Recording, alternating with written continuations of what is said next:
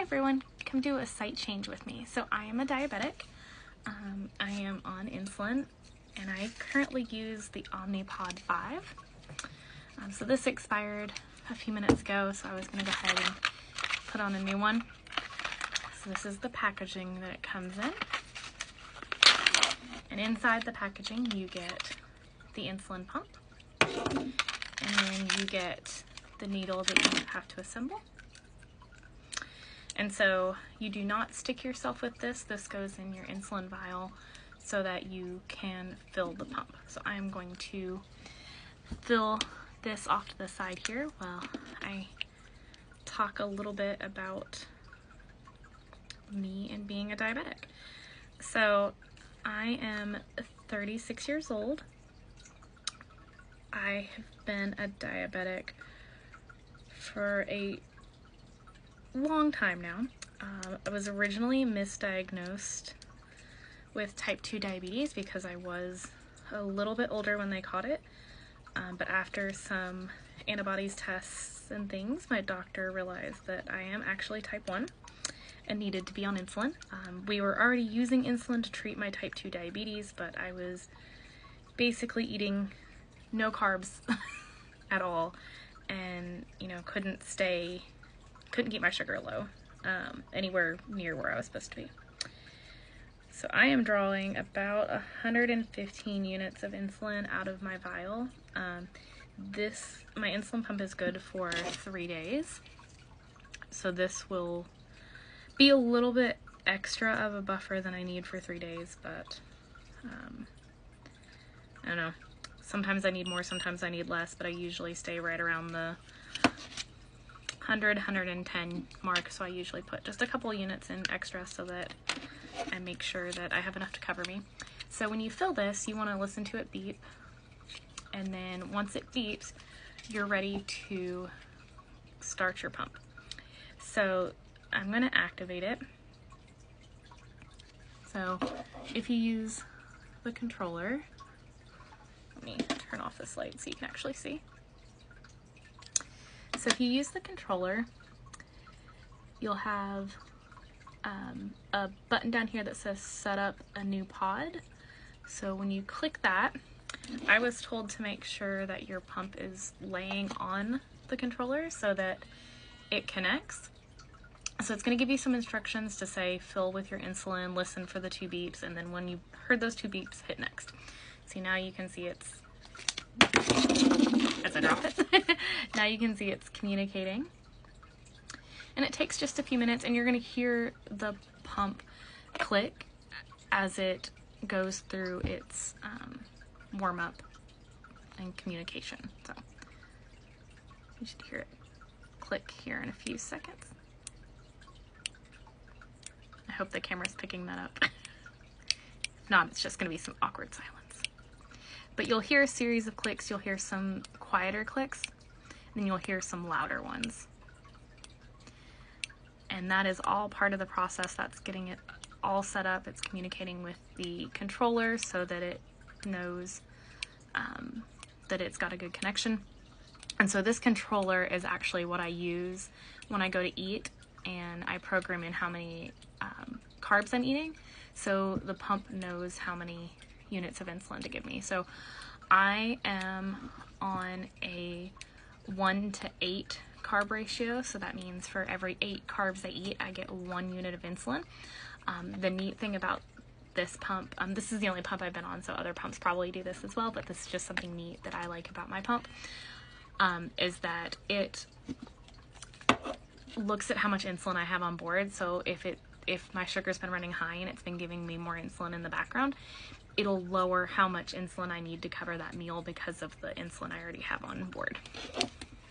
Alright, so it finished connecting, and so it's got some instructions here. It's saying to clean where I'm going to put the pump. I'm going to put it on the back of this arm, which I've already cleaned, and then it's going to say remove this little plastic tab and check the cannula. So when you remove this, you should see, and there's no way I'll get this on camera, but there is a little cannula in this kind of clear spot right here, but there's a little cannula in there, and you just want to make sure that it's not doesn't look crazy. I did actually have one insulin pump that when I popped the plastic piece off of it, the cannula was actually floating, and of course that pump was bad and I had to throw it out and get a new one. I was, thankfully, because I had just done it, able to save the insulin out of it. I didn't get all of it, but I got most of it, just because it's hard to draw out all of it. But I was able to save the insulin and just throw out the pump and get a new one. And then I called Omnipod and let them know that, like, the cannula was floating. They advised me to throw it out. They didn't need me to send it back in. I would recommend waiting until you call them before you throw it out, just in case they do need it back. But in that case, they told me to throw it out, so I did, and they sent me a new one in the mail. But that is actually the only pump that I've had to replace with them. Thankfully, everything stays on really well. Another thing that I like about this pump is the fact that it is tubeless, so I don't have, you know, a tube running from the controller to this, or wires or anything like this. This contains my insulin as well as, you know, the computer parts that it needs to talk to the controller. So I do have some downsides to this pump, so while I'm getting this stuck here, I'll talk about that. So one thing that I don't love is the lowest number that this pump wants you to be at. So when your blood sugar hits 110, it'll stop giving you insulin. And I have always had a really low A1C, and so my A1C has actually gone up a little bit since being on this pump.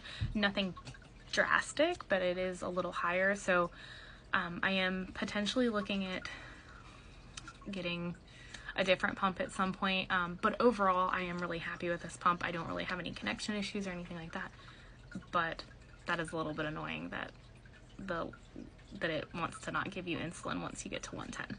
So background insulin, I should say. It's still going to give you insulin when you dose for food, but it's not going to give you background insulin. So once you get that placed, you want to squeeze, and then you're going to hit the start button down here in the corner of your controller. So you want to make sure that it's on there good before you hit that button, and then you'll hear a series of clicks. It's going to pop up and say, is it in place? You hit yes, and then let's see, you can hear it click. 2, 3, 4, 5. That one didn't hurt at all. And then it's in. So you'll hear it click a little bit longer after it's in. But you want to smooth down the edges and make sure it's on there really well.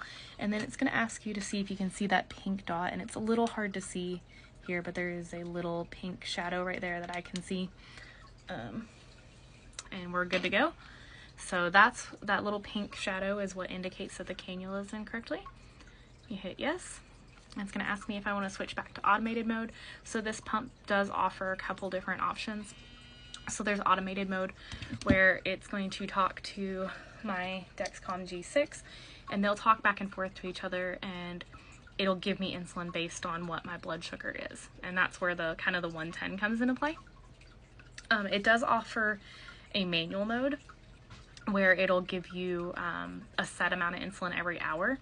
I have tried that before, and usually it's fine. I don't really have an issue with going low, but I feel a little more comfortable with it in the automated mode, just because of the fact that it's looking at my blood sugar, and it oftentimes cuts me off on insulin long before I start going low.